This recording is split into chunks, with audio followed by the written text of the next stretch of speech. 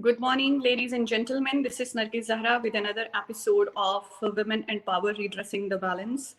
And today I have Miss Laurie and Sayles, Consul Vice President from Gaithersburg, Maryland, with me.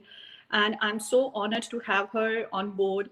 And when I was looking at her profile and got introduced at pre-interview level, um, it was like inspirational in the sense that she has always been working and she's such a multi-talented lady, and she has worked in uh, multiple like advisory boards, and she has always been in public service since she started her career. And like she has been in positions on several like county and city advisory boards, including City of Gaithersburg's Economic and Business Development Committee, which is of interest to me as female entrepreneur, and also like city's Education Enrichment Committee.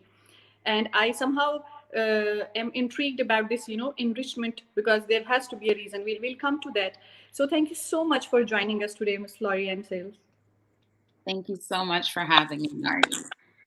And I am feeling so proud to have this conversation with you and to have, to get this chance to interview you, because I have come to know that you are first Black person, not only first Black woman, but first Black person to join the city council.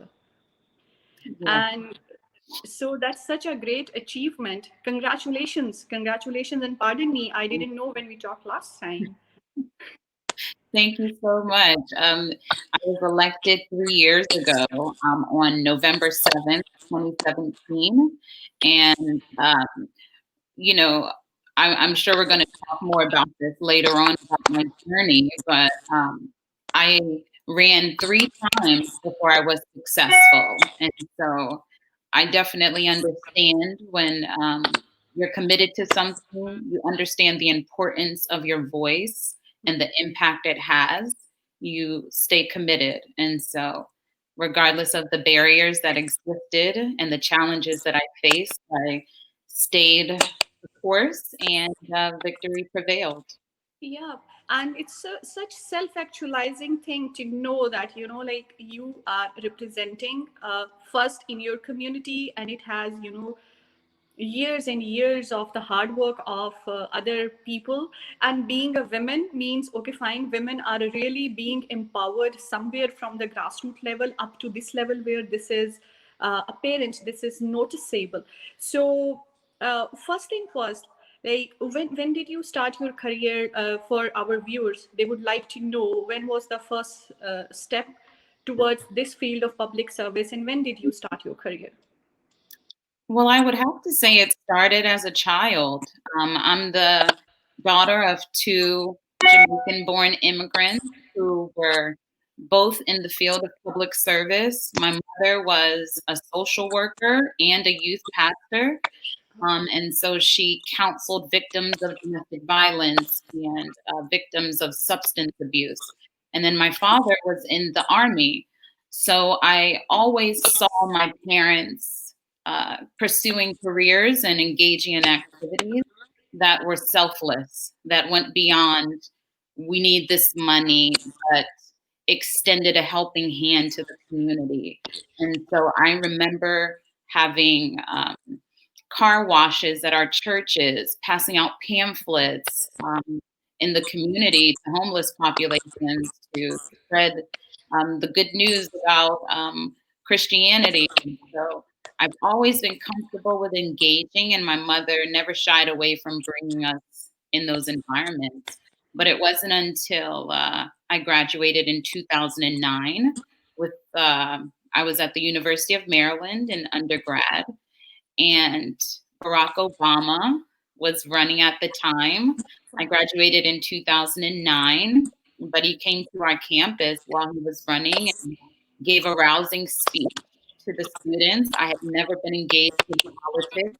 I'm the only one in my family who's in politics. So he really lit a fire in me. It's interesting when you go through life and you see a particular field, but no one in that field looks like you. And so to finally see someone with a weird sounding name who was a Black person, and he just was so inspirational.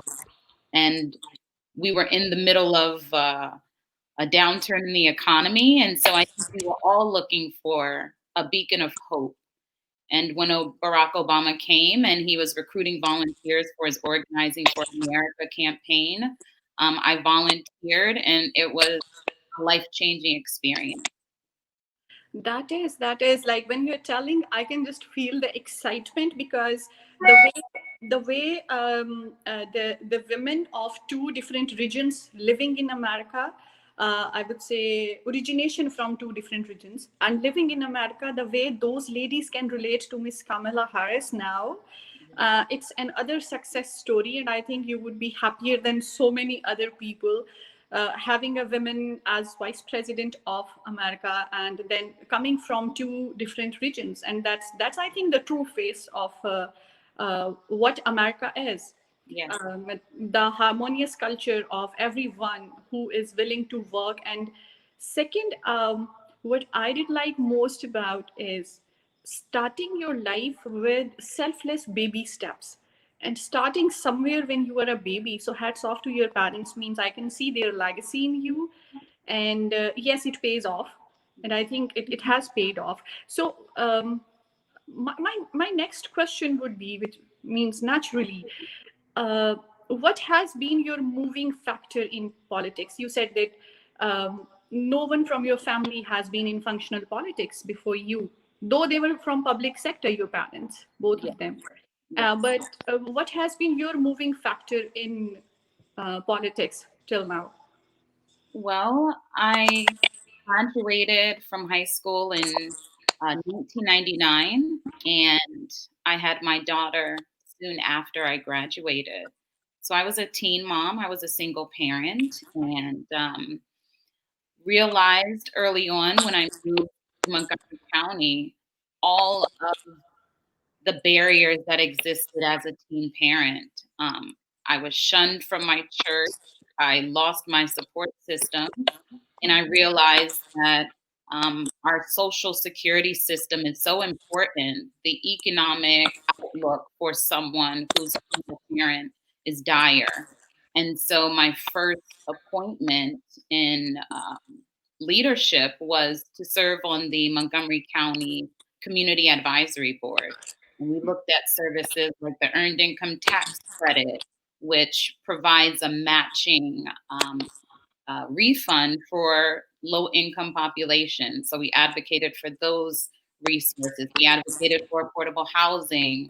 And then the educational gaps that existed for students of color were very important to me as a young mother who understood the importance of a good education to level the playing field and to expand opportunities for someone like me. And so I became a champion for education, a champion for closing the achievement gap, and a champion for ensuring that people have access to the opportunities they need to reach self sufficiency.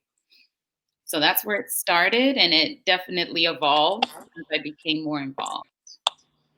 That's perfect. So, um, so education and economy are two major things to empower a woman or to cause her evolution to empowerment. Am I right? Yes, yes, Yes. definitely. So we got there. So any challenging factor, like as you just mentioned that your sports system just was gone and you had a kid with you and you were a teenager, and like even the little challenges at teenage seem bigger. You have such an energy, but you don't have that experience, insight, and vigilance about the outer world. So the challenges seem bigger to you if you are a teenager. So what was the challenging factor which made you strong afterwards also? You know what made me strong? It was the doubters. It was everyone who said, "You're just another statistic. You won't amount to anything." Mm. Um, it was the negativity that fueled me every time I had to jump on a bus and drop my daughter off at daycare, go to class, and then go to work afterwards, and then take another bus to pick her up. And so the first few years of that cycle, balancing so many different challenges, it really strengthens you and it motivates you to really look outside of your current situation and envision a better future for yourself and now for this young life that you are molding. My mother and my father, they were excellent role models, and I gleaned a lot from their example, and I wanted to still be a strong and responsible person that my daughter could also look up to. And so when I even thought about pursuing a career in public service, I thought about how many sacrifices I'm going to make, how educated I needed to be to compete with potential other candidates.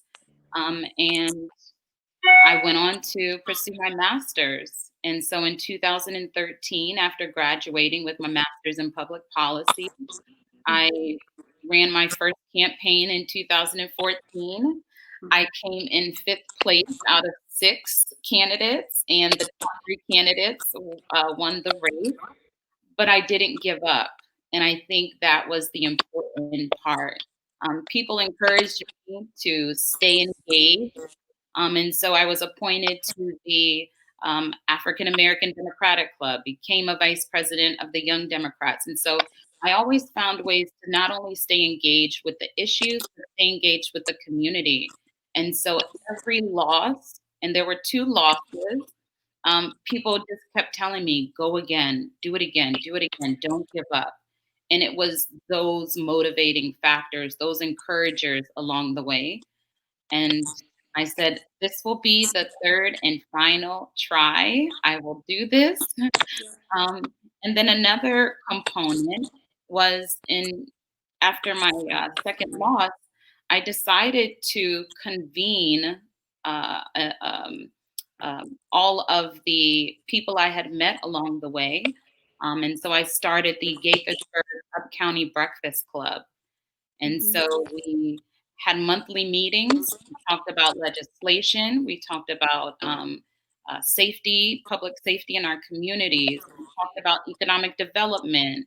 And so just a myriad of topics. And so I became a resource for residents in the community. And I became a trusted source of information. And I think that is what helped propel me to finish in first place in my third campaign and make history in 2017. So I think you went to third time contesting because a history was waiting for you. Maybe that was the reason. So my takeaway points from this are that, one, yes, adversity makes you stronger because adversity makes you challenge yourself, which otherwise is not possible. And because if you challenge yourself, even if you are in gym, even if you are with your fitness instructor, even then when you are challenged, only then you know, okay, fine, I can go and a step ahead. Or you just, if you don't challenge, you just don't have it. And secondly, yes, other than this, means you're conformists, the people who said, okay, fine, you can do it. Another thing, and I think the sport factor is thinner in size. The people who support you, who believe in you, are less than in number, are just a handful of people who really know you or who believe in you. And those are kind of, I think it's an omen, they're God sent. Yeah. And then yes, resilience, I do like that. And the empowered ladies who are really self-actualize themselves at certain stage of their life, in this, they share this screen with me. All of them are resilient, all of them have one thing to share with us, including you, and it makes me believe in it some more, that they just did not give up at some point where many do. So, and now thank you so much for sharing your pathway with us. I would like to uh, I would like you to share with our viewers. You have been working for the cause of environment, for the cause of literacy, for education enrichment. So, any specific new things that you have introduced in the city, in the county, to your So credit? Yes, yes. So last year, I'm glad you mentioned the environmental initiative. I used to work at the Nature Conservancy. I served on the board of the Muddy Branch Alliance, which is Mhm. a nonprofit for the city's only watershed. And so I, with my background in public health and outreach and engagement with diverse populations, I was trying to find more ways to connect more residents with our environment, with the outdoors, with nature, and show how if you take care of the environment, it will take care of us. And so that was my entree into the environmental sector. And so I attended a conference they held last year, and they wanted to introduce racial equity in the environment. Now, this was last year before the racial reckoning that we've seen this past summer. And so our city staff have participated in a year-long internship program, and they are basically going department by department. They're looking at data points. They're looking at ways that we can be better stewards of our resources Yeah. so that we're serving all residents in our community and we're properly ensuring that no one's getting left out. We are updating our language, and this touches on planning. It touches on policing, public safety. And so this deep dive into racial equity has really unfolded a lot in the community. And hopefully we'll have some legislation to introduce shortly. But I'm glad to be a part of the conversation, especially with what happened this past summer. It was just forethought that even um, allowed our city staff to get prepared for this discussion that we've done a deep dive in so far. That's great. That's great. And I think environment is something which should be on the top agenda for as far as the security and future survival is concerned. Definitely. Because the last year was before this COVID-19 hit us globally. We were so concerned about the climate and the fires, like first in Amazon, then in Australia, and then we have on the West Coast every year here are fires, and the Department of Environment is dealing with it. People are suffering, and flora and fauna are suffering. There is this biodiversity which is being disturbed. So yes, it has to be on agenda, and that was of my interest also. Do you think is there any untapped potential for environmental entrepreneurship for females from Maryland? Definitely. I'm a big proponent of STEM careers, and supporting women in STEM. And so climate change is going to be a big issue. And I think with the incoming administration, the environment is going to be a top priority because for the last 4 years, we haven't had a reliable source of oversight on environmental issues, policies, and priorities. And so I'm looking forward to working with the incoming administration through my role with the National League of Cities on the board of directors. We're also looking at climate change with the Maryland Municipal League. I serve on the Legislative Affairs Committee. So climate change will be big. Infrastructure, replacing the not only infrastructure but also our workforce. And so we're definitely looking at ways we can engage our students in high school and in college. Um, Yeah. just spearheaded a program with the Metropolitan Washington Council of Governments. It's a regional board that serves municipal leaders in Montgomery, in Maryland, DC, and Virginia.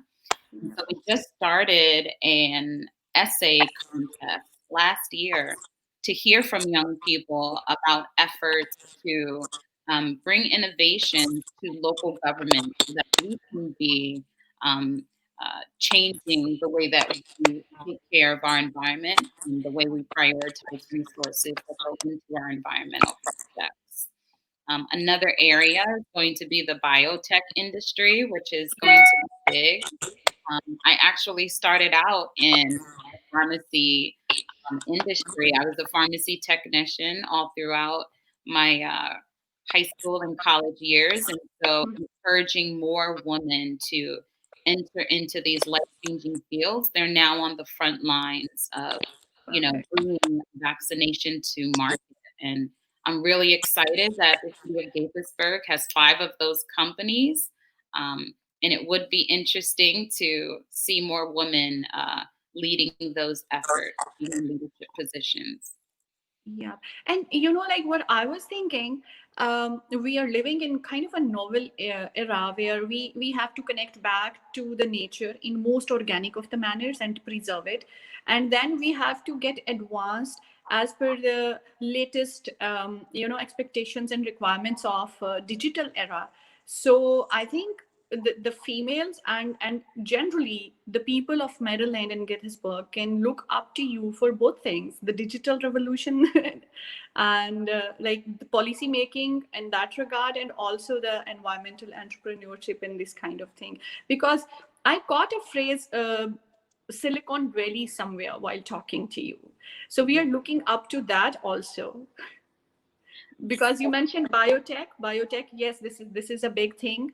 And if we keep connected with all these things comprehensively simultaneously in policy and at the grassroots level, I think we can make this place a great, I think, dream place for people to live their life in. I definitely agree with you. I believe our region will become the next Silicon Valley. We have Johns Hopkins, we have NIST, we have the National Institutes of Health, the FDA, the CDC, and biotech companies, pharmaceuticals who are on the cutting edge of innovative devices, creating devices, medications, and spearheading research right here. And so while we have all of these opportunities, we also have some areas that we need to pay a little bit more attention to. We definitely need to ensure that we have the space and the resources for businesses to come here. And we have the broadband infrastructure to support these businesses.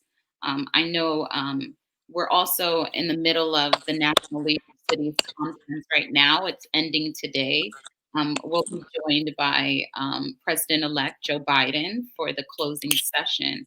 And so I understand that this industry is going to be the job creators. We're seeing with the pandemic how reliant we are on technology. And Exactly. so every aspect of business and entrepreneurialism is totally changing. Clean energy jobs. We saw a huge increase in solar energy and renewable energy sources. And so the opportunities that exist in this sector are going to be growing. And University of Maryland is producing top-notch students. We have an amazing resource with our young people. And so I'm hoping that we find better ways to leverage their ideas and the opportunities, because the job market isn't going to look the same, but the opportunities are going to exist. And I hope that we as lawmakers find opportunities to use the best of our talents here to We support. hope so. We hope so that legislations are done in a way that we can tap max of the talent which is available. Thank you so much. I'm just looking at the clock, and there's so much that we can learn from you, and hope to keep in touch with you for future to Please, deal with the public and with the policymakers at the same time. Thank you so much for joining us. It was really great and honor to have you on board with me. thank you so much for having me.